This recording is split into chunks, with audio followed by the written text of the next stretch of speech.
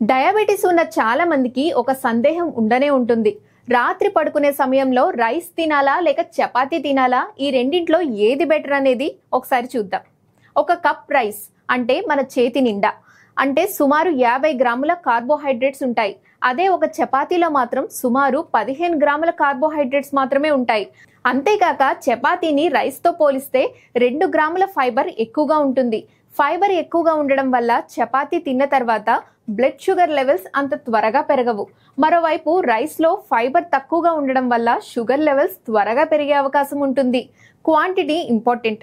ఇక్కడ ముఖ్యమైనది మనం తినే పరిమాణం.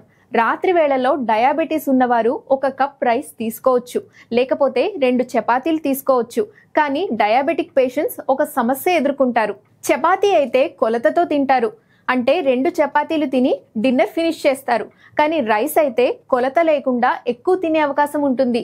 అదే షుగర్ పెరగడానికి కారణమవుతుంది. కాబట్టి డయాబెటిక్ పేషెంట్స్కి రాత్రి భోజనానికి 2 చపాతీలు తినడం ఉత్తమం. రైస్ కూడా తినవచ్చు, కానీ పరిమాణాన్ని ఖచ్చితంగా నియంత్రించాలి.